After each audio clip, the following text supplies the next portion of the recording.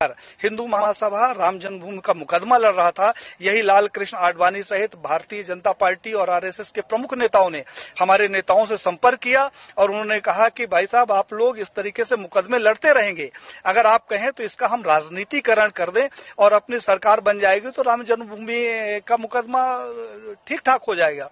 और साहब, हम लोग साइलेंट हो गए, अपनी छाती में इनको बैठाकर पूरे भारत में रथ यात्रा निकाली और उस रथ यात्रा से इकट्ठा हुए 1400 करोड़ रुपए ये लोग डकार गए, जिसका आज हिसाब नहीं है। तो 1400 करोड़ रुपया ये खा गए। हिंदुत्व के नाम पर जो भी प्रखर नेता आगे आता है, कहने के लिए थोड़ा सा बुरी बात है लेकिन कहना जरूरी है, अशोक सिंघल जी को मैंने पत्र लिखा। हमने कहा 1400 करोड़ रुपया जो राम जन्मभूमि का इकट्ठा हुआ कहां गया। अशोक सिंघल जी से हमारा बड़ा आत्मिक लगाव था, उन्होंने उसका जवाब दिया और मुझे फोन किया कि पांडे साहब, मैं अयोध्या जा रहा हूं, आप आ जाओ, आपसे कुछ बात करना है। मैं जब अयोध्या गया तो एक गले में वो पीला टॉवेल रखते थे, उन्होंने जो शिला रखी हुई थी उसकी धूल झाड़नी शुरू कर दी। हमने कहा कि ये क्या कर रहे हो। बोला, पांडे जी, मेरा अंतिम सपना है कि किसी तरीके से मेरे जिंदा रहते ये मंदिर का निर्माण हो जाए। साहब, उन्होंने हमारी उनकी काफी गंभीर चर्चा हुई। उन्होंने कहा, पांडे जी, अभी नहीं तो कभी नहीं।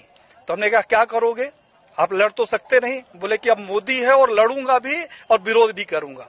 और साहब, अशोक सिंघल जी एक स्वस्थ व्यक्ति जिसके साथ हमने 2 दिन बिताया, वो दिल्ली जाता है और अचानक उसकी मौत हो जाती है।